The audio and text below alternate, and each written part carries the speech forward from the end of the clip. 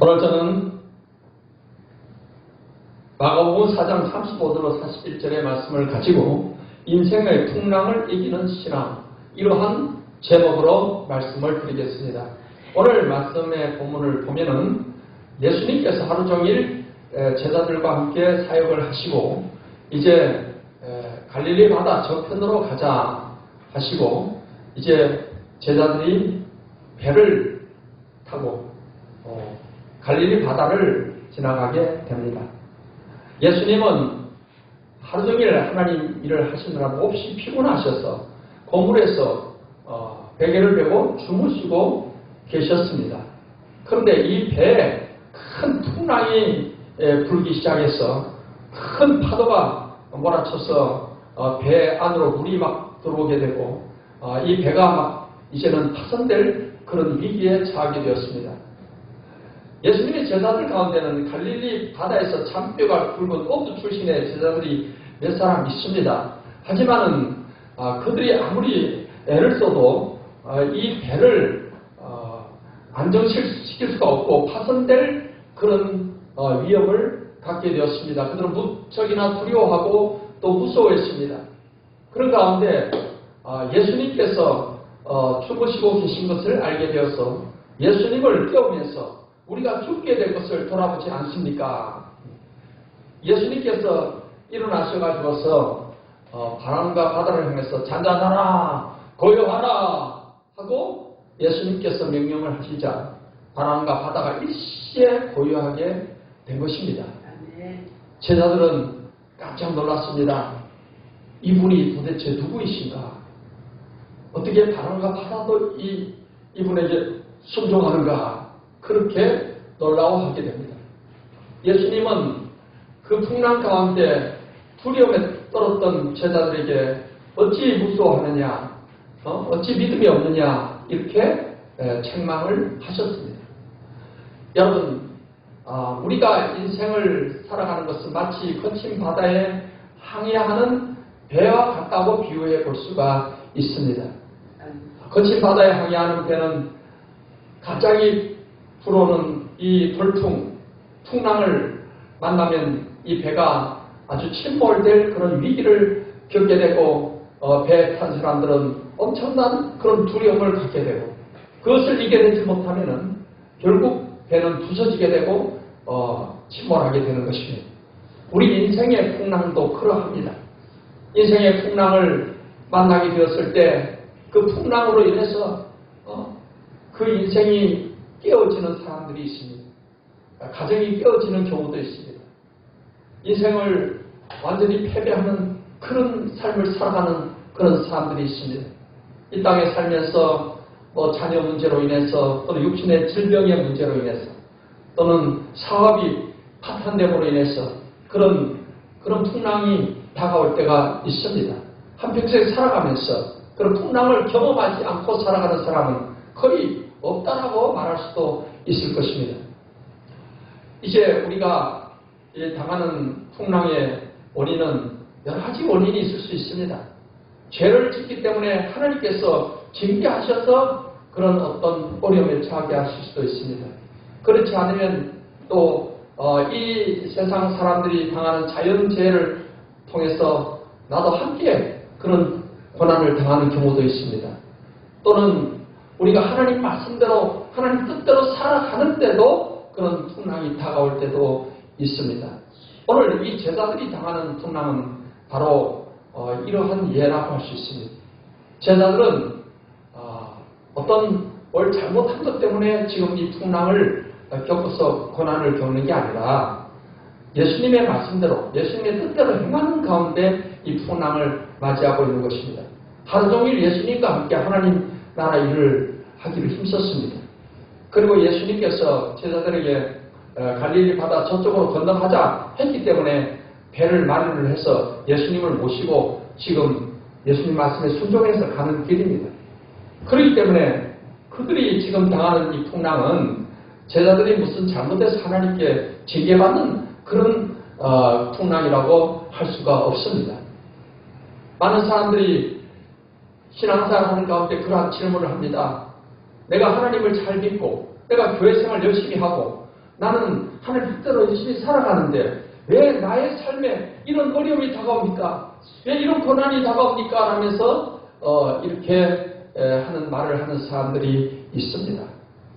오늘 성경 본문의 말씀은 그 질문에 대한 답을 또 우리에게 주게 될 것입니다.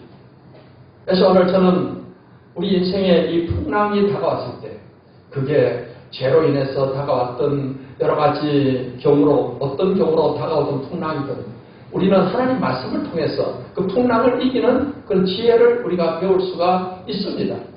이 풍랑을 당했을 때 우리가 가져야 될 그러한 신앙의 자세에 대해서 말씀해 드림으로 풍랑을 이기는 신앙의 길을 말씀해 드리고자 하는 것입니다. 제자들이 이 풍랑 가운데 어떠한 태도를 가졌습니까? 풍랑이 다가왔을 때 그들은 두려워했습니다. 오늘 37절, 38절 말씀을 같이 읽겠습니다. 큰 광풍이 일어나고 물결이 배에 부딪혀 들어와 배에 가득하게 되었더라. 예수께서는 보물에서 베개를 빼고 주무시더니 제자들이 깨우며 이르되 선생님이여 우리가 죽게 된 것을 돌보지 아니하시나이까. 우리가 지금 죽게 되었다는 거예요. 얼굴이 사색이 되고 다 공포에 질려 있습니다. 예수님께서는 이렇게 두려워하는 제자들에게 이제 40절에서 이렇게 말씀하십니다. 같이 읽습니다.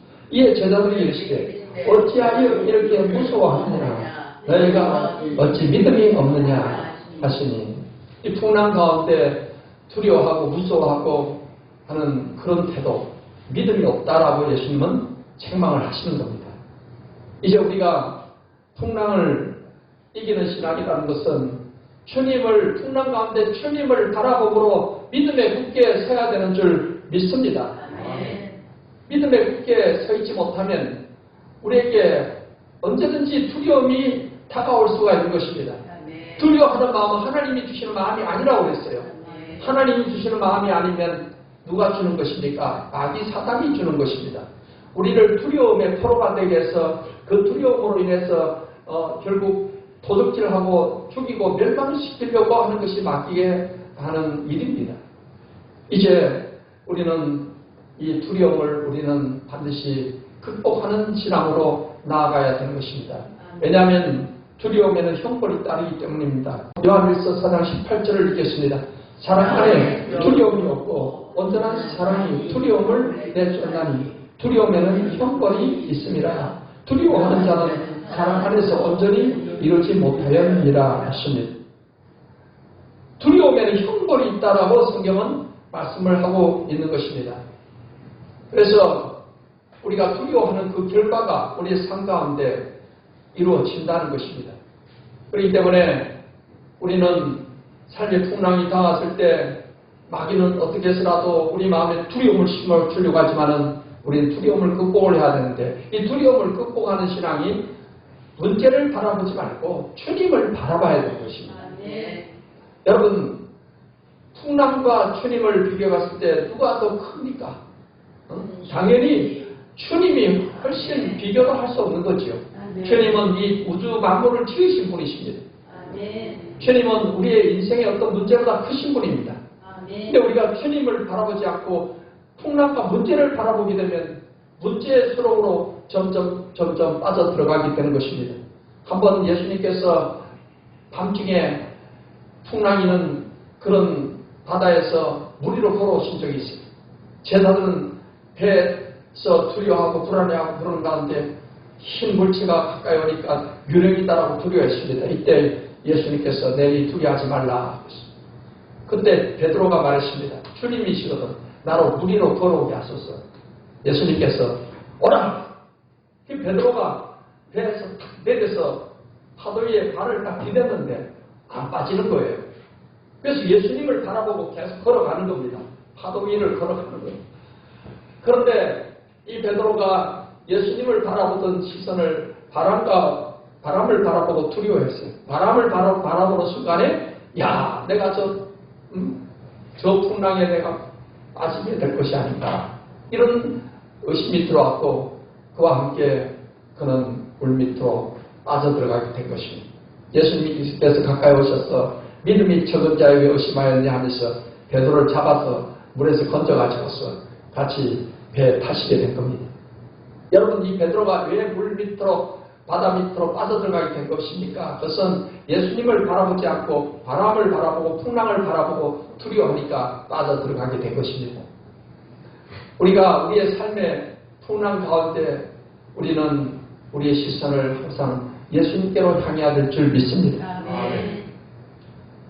구약성경에 보면 이스라엘 백성들이 애굽에서 나와가지고서 그들이 가나안 땅으로 가는 그런 과정에 일어났던 일인데, 가나안 적경에서 가데스 바네아라는 곳에서 12사람의 정탐꾼이 가나안 땅을 40일 동안을 탐지하고 왔습니다. 큰 포도송이 하나를 그냥 2사람이 메고 올 정도로 그 기름지고 적과꿀이 흐르는 땅을 그들이 보고 와서 이제 백성들 앞에 보고를 하는 것입니다. 근데 보고를 하는데 10정탐꾼과 2정탐꾼이 완전히 반대의 보고를 하는 것입니다. 먼저 10정탐꾼이 어떤 보고를 했는지 보십시다. 민수기 13장 31절 33절 말씀입니다. 그와 함께 올라갔던 사람들은 이르되 우리는 능히 올라가서 그 백성을 치지 못하리라. 그들은 우리보다 강함이라 하고 이스라엘 자손 앞에서 그 정탐한 땅을 악평하여 이르되 우리가 두루다니며 정탐한 땅은 그 거주민을 삼키는 땅이요 거기서 본 모든 백성은 신장이 장대한 자들이며 거기서 네피림 후손이 아낙 자손의 거인들을 보았나니 우리는 스스로 보기에도 메뚜기 같으니 그들이 보기에도 그와 같았을 것이니라. 이 10정탐꾼의 보고는 아주 부정적인 보고를 하는 것입니다. 하나님은 어디 갔는지 다 사라져버리고 그 가나안 땅에 사는 그 사람들 그 문제만 이렇게 커 보이는 거예요. 우리가 가서 보건 그 땅의 사람들은 아주 신장이 장대하고 그들은 다 거인이고 그들이 우리를 볼 때는 당연히 메뚜기같이 볼 거라는 것입니다. 문제를 얼마나 크게 보고 있습니까? 그래서 우리는 그들의 의기에 다 의해서 죽게 될 거라는 거예요. 그러니 우리는 다시 애국으로 돌아가자는 겁니다. 백성들이 이 말을 듣고요. 밤새도록 통곡하면서 다시 우리가 애국으로 가자. 이렇게 했습니다. 그런데 여러분, 이제 12정탐꾼 가운데 여호수아 갈렙 2정탐꾼들은 완전히 달랐어요. 보고가. 자, 민수기 14장 6절로 9절을 보겠습니다.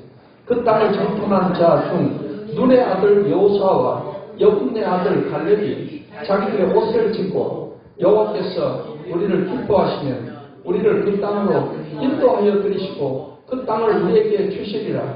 이는 과연 젖과 꿀이 흐르는 땅이니라. 다만 여호와를 거역하지는 말라. 또 그 땅 백성을 두려워하지 말라. 그들은 우리의 먹이라. 그들의 보호자는 그들에게서 떠났고 여호와는 우리와 함께 하시느니라. 그들을 두려워하지 말라 하나. 완전히 10사람과는 다른 보고를 하는 거예요. 하나님이 기뻐하신 그 땅을 우리에게 주신다. 그들을 두려워하지 말자. 하나님은 저들에게서 떠났고 하나님은 우리와 함께 하신다. 저들은 우리의 밥이다. 우리의 먹이다. 이렇게 말을 하고 있는 거예요. 옷을 찢으면서 이렇게 하나님을 우리가 바라보자는 거죠. 하나님이 그 땅을 주신다는 거예요. 여러분, 어떻게 이렇게 완전히 다른 차이를 보이고 있습니까? 40일 동안요, 똑같이 가서 똑같이 봤어요. 그런데 열정탐꾼은 그 사람들은 거인이고 우리는 메뚜기 같고 우리는 그들에게 다 죽게 될 거라. 근데 여호수아 갈렙은 저들은 우리의 밥이다는 거예요. 우리의 먹이다는 거예요. 빨리 가자면 올라가서 차지하자는 거예요. 어떻게 이렇게 다른 보고를 한 것입니까? 그것은 여러분, 열정탐꾼들은 하나님을 보지 않고 그 문제만 보는 거예요. 그러나 여호수아 갈렙은 하나님을 보고 문제를 보니까 문제가 요만하게 보이는 거예요. 하나님은 아주 거인이고 저들은 아주 메뚜기도 못한 아주 정가 같은 존재밖에 안 돼 보이는 거예요. 그러니까 여러분, 우리가 우리의 삶의 풍랑과 문제를 당했을 때 우리가 내가 자꾸 문제만 바라보면은 거기에 늪에 빠져버리게 되는 거예요. 우리는 예수 믿는 저와 여러분들 믿음의 사람들은 하나님께 시선을 돌리고 하나님을 바라보고 그래서 믿음 안에 있어야 될 줄 믿습니다. 그 성경 말씀에는 예수님을 바라보자는 거예요. 성경 말씀 히브리서 12장 2절을 읽겠습니다. 믿음의 주요 또 온전히 하시는 이 예수를 바라보자. 저는 그 앞에 있는 즐거움을 위하여 십자가를 참으사 부끄러움을 개치 아니하시더니 하나님 보좌 우편에 앉으셨느니라. 예수님을 바라보면 믿음이 생기는 것이고 문제를 바라보면 믿음은 사라지는 것입니다. 여러분 항상 우리의 시선을 예수님을 바라보고 우리가 하나님 앞에 나와서 예배하고 찬양하고 기도하고 하나님 말씀을 가까이 하고 하는 그게 다 주님을 바라보는 것입니다. 사랑하는 성도 여러분 모두가 다 여러분의 환경의 풍랑 가운데 문제의 풍랑 가운데서 풍랑을 바라보지 말고 예수님을 바라보는 신앙으로 믿음에 굳게 서서 풍랑을 이기는 신앙이 되시기를 예수님의 이름으로 축원합니다. 둘째로 우리가 풍랑을 이기려면 풍랑 가운데 주님께 도움을 구하는 그런 신앙으로 나아가야 하는 것입니다. 오늘 38절 39절을 읽겠습니다. 예수께서는 고물에서 베개를 베고 주무시더니 제자들이 깨우며 이르되 선생님이여 우리가 죽게 된 것을 돌보지 아니하시나이까 하니 예수께서 깨어 바람을 꾸짖으시며 바다더러 이르시되 잠잠하라 고요하라 하시니 바람이 그치고 아주 잔잔하여 지더라 했습니다. 제자들은 이제 자기들 힘만 가지고서 어떻게든 간에 그것을 풍랑을 이겨보려고 했지만은 이제 안 되는 거예요. 한계에 이르렀어요. 그러면 그때 예수님을 생각하게 된 겁니다. 아, 예수님이 계셨지. 진작에 처음부터 예수님께 도와달라 했으면은 그런 어려움을 겪지 않았을 것입니다. 근데 그제서라도 이제 예수님이 생각이 나서 보니까 예수님이 주무시고 계신 거예요. 그래서 예수님께 깨워서 도와달라고 하니까 예수님께서 일어나셔서 바람을 꾸짖으시면서 바다더러 잠잠하라 고요하라. 그러니까 예수님이 한마디에 그냥 바람과 바다가 그냥 고요하게 되었습니다. 여러분 이렇게 제자들이 예수님께 도움을 구하는 그것처럼 우리도 기도로서 주님께 도움을 구해야만 되는 것입니다. 우리가 기도할 수 있다는 것은 특권을 가지고 있는 것입니다. 예수님을 믿는 사람만이 예수님의 이름으로 기도할 때 하나님께서 우리의 기도를 들어주시는 것입니다. 그래서 우리가 예수 이름으로 이렇게 기도할 수 있다는 이 특권을 결코 땅에 묻어두거나 장롱 속에 숨겨두거나 할 게 아니고 이 기도의 특권을 적극 활용하면서 살아가야 될 줄 믿습니다.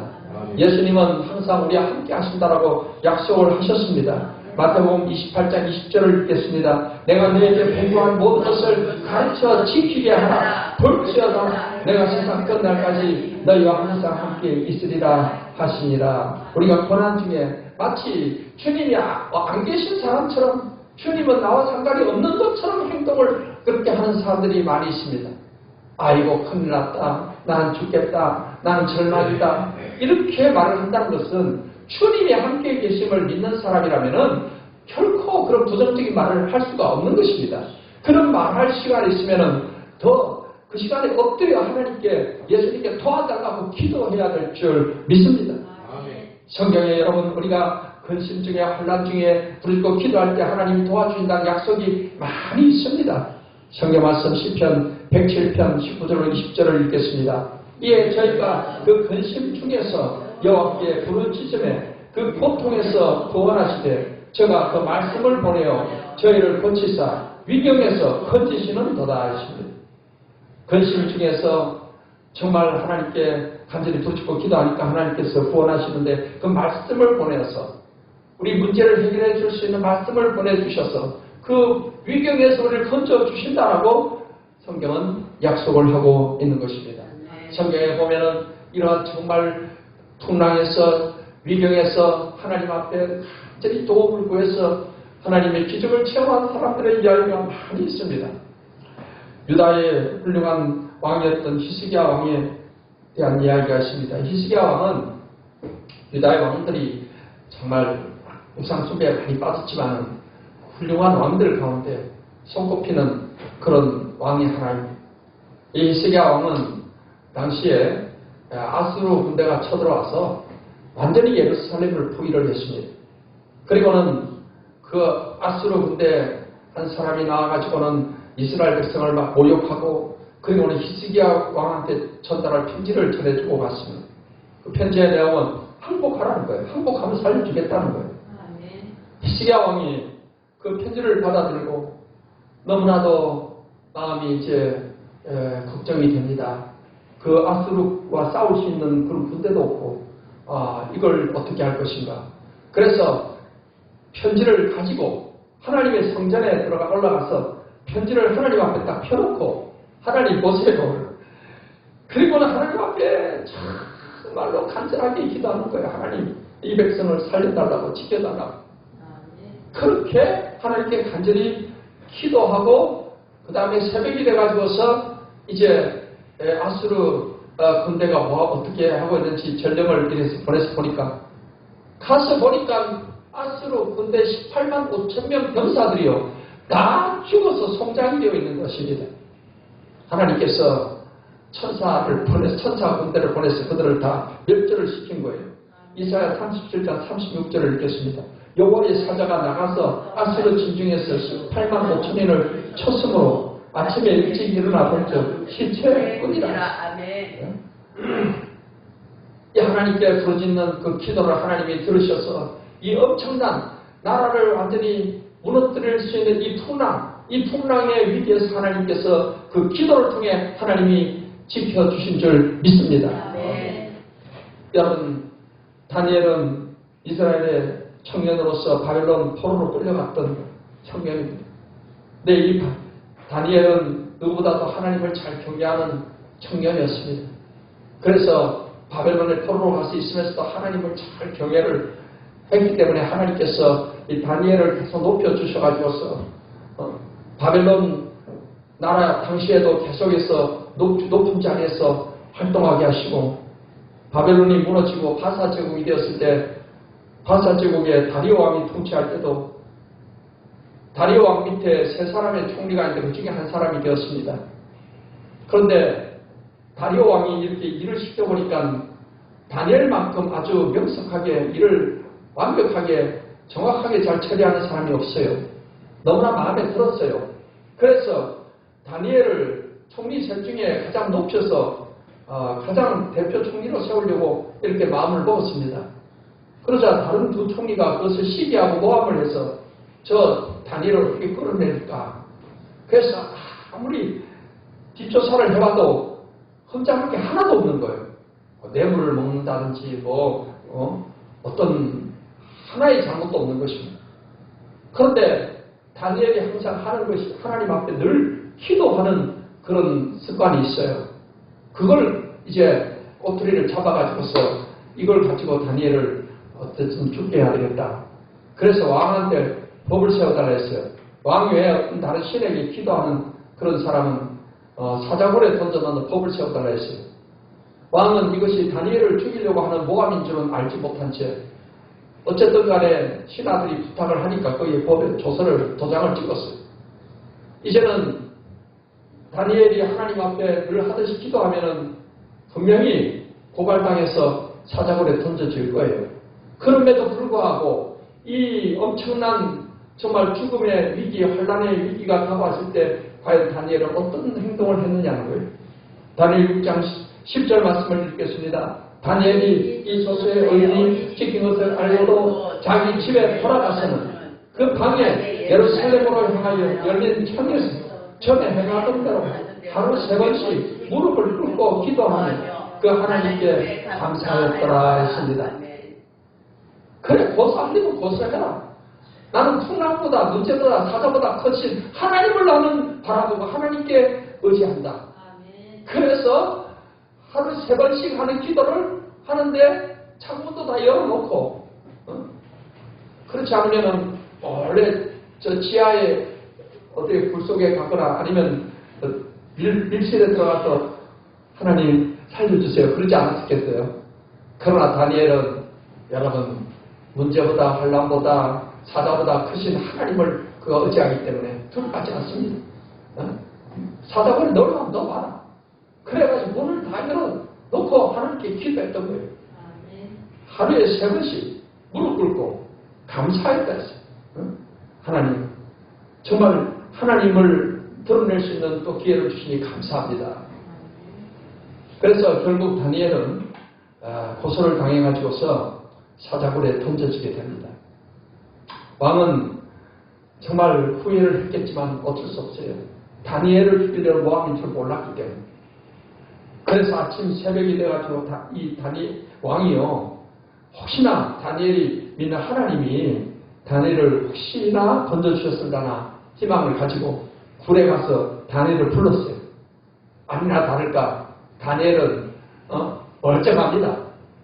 사자들은 먹잇감이 왔는데 접근을 못하는 거예요. 하나님 천사 딱 막고 있으니까. 하나님께서 놀라운 기적을 베풀어 주실 줄 믿습니다. 그래서 왕이요, 다니엘을 모함한 두 총리들을 가족들까지 다 잡아가지고서 몽땅 그냥 사자굴에 던져 넣었어요. 사자들이 밤새 굶주렸다가 이게 웬 떡이냐 포식을 하는 거예요. 여러분, 하나님께서는 이렇게 환난 중에, 풍랑 중에, 문제 가운데서, 고난 가운데서 하나님께 그리고 기도하는 자를 건져주시는 겁니다. 우리가 기도할 때 혹시 내가 죄로 인해서 당하는 풍랑이라고 느껴진다면 하나님 앞에 죄를 회개하면 되는 겁니다. 죄를 회개하고 하나님 앞에 뜻대로 하나님 말씀대로 살고자 하게 될 때 하나님께서는 그 죄를 용서하시고 우리를 풍랑에서 건져주시는 것입니다. 제자들은 이제 예수님 앞에 이렇게 도와달라고 했기 때문에 주님이 도와주셔서 그 제자들의 기도를 들어주신 거예요. 그래서 풍랑을 잔잔하게 해주신 것입니다. 사랑하는 성도 여러분, 기도만큼 우리에게 큰 특권이 없습니다. 기도만큼 우리 성도들에게 중요한 큰 무기가 없습니다. 여러분, 기도하는 것을 무척 땅에 묻어두지 마십시오. 기도의 특권을 활용하시기를 바랍니다. 여러분의 힘으로 안 된다, 정말 이것은 큰 문제다, 위기다 판단되면 우리 히스기야 왕처럼 다니엘처럼 하나님 앞에 무릎 꿇고 엎드려 기도하기를 입시해야 돼요. 하나님이 반드시 그 기도를 들어주셔서 환난이 복이 되게 하시고 문제가 밥이 되게 하시고 고난이 유익되는 이러한 역사를 베풀어 주십니다. 이러한 환난이 유익되는 역사, 환난이 밥이 되는 역사, 여러분의 기도를 통해서 이러한 역사들이 나타나게 되시기를 예수님의 이름으로 축원합니다. 기도로 승리하는 삶을 살게 되시기를 예수님의 이름으로 축원합니다. 세 번째, 우리가 인생의 풍랑 가운데서 가져야 될 신앙의 자세는 이 풍랑을 통해서 하나님이 유익을 바라보는 그런 신앙을 가져야 되는 줄 믿습니다. 여러분, 지금 제자들이 타고 가는 그 배가 아무 이유 없이 풍랑이 다가오는 게 아닙니다. 주님께서 다 이유가 있어서 이 풍랑을 허락을 하시는 거예요. 여러분, 예수님께서 이 제자들에게 이 풍랑을 허락을 하신 것은 뭔가 이 풍랑을 통해서 그들을 훈련시키시고 그들에게 유익을 주기 위해서입니다. 어떠한 유익을 주기 위해서일까요? 오늘 마가복음 4장 41절을 읽겠습니다. 저희가 심히 두려워하여 서로 말하되 저가 위기에 바람과 바다라도 순종하는고 하였더라. 여러분, 여기 예수, 저가 위기에, 제자들이 지금 놀라워하는 겁니다. 예수님 이분이 도대체 누구이기에 바람도 바다도 순종을 하는가? 여러분, 예수님께서는 3년 반 동안을 제자들을 지금 훈련시키는 과정입니다. 제자로서 훈련시키는 과정이에요. 이 훈련의 과정을 통해서 예수님은 말씀을 통해서나 어떤 여러 가지 사건과 기적을 통해서 뭔가 제자들에게 가르쳐 주시고자 하는 게 있는 거예요. 지금 이 풍랑을 통해서 예수님이 누구인가를 좀 더 그들에게 알게 하기를 원하시는 목적이 있는 것입니다. 여러분, 우리가 신앙생활하면서 하나님을 더 깊이 알면 알수록, 하나님을 더 깊이 경험하면 경험할수록 우리 신앙은 더 장성한 신앙에 이르게 되는 것입니다. 예수님을 우리가 어떤 분들을 아느냐가 참 중요한 것입니다. 예수님을 우리가 참 구원자로 알고 믿을 때 우리가 구원을 받는 것이고, 더 나아가서 예수님은 성경에 하나님이시면서 또 사람으로 오신 분이심을 우리에게 말씀을 하고 있어요. 아멘. 그래서 예수님께서 이 풍랑을 통해서 자연과 바람과 바다도 순종하게 하는 이 모습을 보여주심을 통해서 예수님이 하나님의 아들로서 하나님이다라는 걸 제자들에게 분명히 배우게 하는 목적이 있는 것입니다. 아멘. 여러분 성경에 예수님에 대해서 뭐라고 말씀하고 있습니까? 로마서 9장 5절을 읽겠습니다. 조상들도 저희 것이요 육신으로 하면 그리스도가 저희에게서 나셨으니 저는 만물에 계시어 세세의 찬양을 받으시는 하나님이시니라. 아멘. 이 그리스도는 예수님을 말하는 것인데 예수님을 세세의 찬양을 받으시는 하나님이다 라고 말하고 있습니다. 그래서 우리가 예수님을 하나님으로 아는 것이 중요합니다. 초대 기독교 교회가 이단 논쟁이 있었을 때 가장 먼저 정립된 이 교리가 삼위일체에 대한 것과 예수님의 본성에 대한 것입니다. 그래서 삼위일체에 대한 것은 하나님은 성부, 성자, 성령 삼위의 하나님이 한 하나님으로 존재하신다. 하나이시다. 라는 것이 이 삼위일체가 우리 정통 교회의 가장 중요한 핵심 교리로 정립이 됐고 그 다음에는 기독론, 예수님에 대해서 예수님이 어떤 분이냐? 예수님은 완전한 하나님이시면서 예수님은 완전한 사람으로 오신 분이다. 이것이 이제 정통 교리로 확립된 겁니다. 그래서 예수님은 반은 하나님이시고 반은 사람이고 그게 아니라 예수님은 100% 신성을 가지시고 100% 인성을 가지신 분이시다. 신성과 인성이 연합을 하고 계시는 분이시다라는 것을 이제 말해주고 있는 것입니다. 지금 이 풍랑을 잠잠케 하시는 이 모습을 통해서 예수님은 자신이 사람이면서 또 하나님이다라는 걸 제자들에게 그것을 교육을 시키시는 거예요. 지금 예수님이 그 고물에서 베개를 메고 주무시는 모습은 예수님은 완전 사람의 모습으로 보여주시는 거죠. 예수님은 마리아의 아들로 태어나서 완전한 사람의 그런 모습을 가지고 오셨습니다. 예수님도 음식을 안 드시면 배가 고파하시는 분이고 예수님도 잠을 안 주무시면 피곤해서 이렇게 파도치는 배에서라도 주무셔야 되는 분이에요. 우리와 똑같은 그런 인성을 가지신 분입니다. 하지만은 예수님은 또 신성이 있으셔가지고서 그 신성으로 죽은 나사로를 살리시고 떡다섯개 물고기 2마리로 5병의 기적을 베푸시고 또 바람과 바다도 말씀 한마디로 잔잔하게 하시고 또 바다 위를 걸어 놓으시고 그걸 통해서 예수님은 하나님이시다는 것을 지금 제자들에게 보여주시는 것입니다. 그렇기 때문에 나중에 제자들은 다 예수님을 하나님으로 다 인정하고 의심하는 도마까지도 나의 주시면 나의 하나님이시다 이렇게 고백을 하게 되는 것을 우리가 보게 됩니다. 이것이 이 풍랑을 통해서 정말 예수님께서 제자들이 예수님이 누구인가를 더 알게끔 하시게 하는 그런 유익을 주시는 것입니다. 우리는 성경을 통해서나 우리의 신앙 체험을 통해서 하나님을 더 깊이 알아가는 삶이 되어야 될 줄 믿습니다. 성경 에베소서 4장 13절을 읽겠습니다. 우리가 다 하나님의 아들을 믿는 것과 아는 일에 하나가 되어 언제나 사람을 이루어 그리스도의 장성한 분량이 충만한 데까지 이르리니 하나님의 아들 예수님을 믿는 것뿐만 아니라 또 아는 일에도 우리가 자라가야 돼요. 더 깊이 자라가야 돼요.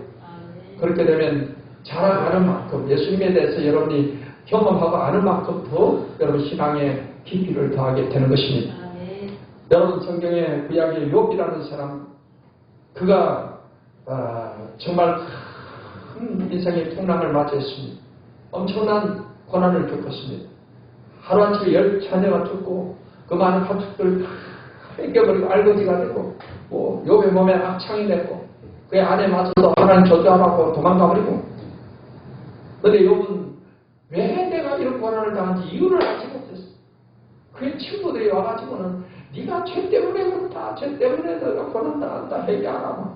그렇게 막 힘들게 했어요. 근데 욥 자신은 아무리 생각해도 자기가 그런 이렇게 벌받을 만한 죄를 지었다는 것이 없어요. 제가 생각이 나지 않습니다. 결국 욥은 나중에 이 고난의 의미를 깨닫게 됩니다. 하나님이 나를 발견하시는구나. 그래서 욥기 23장 10절에서 이렇게 고백합니다. 같이 읽겠습니다. 내가 가는 길을 그가 아시나니 그가 나를 발견하신 후에는 내가 성검같이 되어 나오리라. 이렇게 하나님께서는 우리를 발견하기 위한 목적으로 고난의 길을 가게 하실 때가 있고 인생의 풍랑을 갖게 하실 때도 있는 것입니다. 지금 제자들이 풍랑을 당한 것은 그들을 단련하시고 훈련하게 한 목적이었던 것이고 그걸 통해서 예수님이 누군가를 더 알게 하시는 그런 유익을 주시는 것입니다. 그렇기 때문에 우리가 예수님을 잘 믿고 사는데도 불구하고 우리 삶 가운데 풍랑이 다가올 때가 있어요. 그럴 때 우리는 결코 엉망하거나 하나님을 저주하거나 또 믿음을 버리고 자꾸 문제를 바라보고 풍랑을 바라고 한숨 쉬고 낙심하고 그러면 우리는 풍랑의 늪으로 또 빠져들어가는 거예요. 이 풍랑이 절대 의미 없이 다가오는 게 아니다. 하나님께서 분명히 이걸 통해 유익을 주실 것이다. 이러한 믿음의 자세를 가져야 될 줄 믿습니다. 그래서 풍랑 가운데 여러분 문제를 바라보면 더 문제 속으로 빠져들어가는 그 시간에 하나님 앞에 나와서 예배하시고 기도하시고 찬송 부르시고 말씀을 보시고 주님을 바라보는 그 신앙을 가지시기를 바랍니다. 그리고 이 풍랑을 여러분 하나님 앞에 간절히 도움을 구하고 기도하면 하나님께서 반드시 여러분의 해결을 할 수 있는 말씀을 보내주시거나 지혜를 주시거나 또 하나님의 주권적으로 해결을 해주시거나 그 문제를 해결해 주시게 될 것입니다. 그리고 이제는 우리가 그 풍랑을 통해서 하나님이 주시는 그 유익을 우리는 바라보고 그래서 내가 이를 통해서 더 우리 신앙이 발전되고 더 금과 같은 믿음으로 자라기를 우리가 바라는 그런 마음으로 풍랑을 이겨나가는 저와 여러분이 되시기를 바랍니다. 사랑하는 성도 여러분 모두가 여러분의 인생의 풍랑 가운데 여러분 풍랑을 잘 이기는 신앙으로 승리하시기를 우리 주 예수님의 이름으로 축원합니다.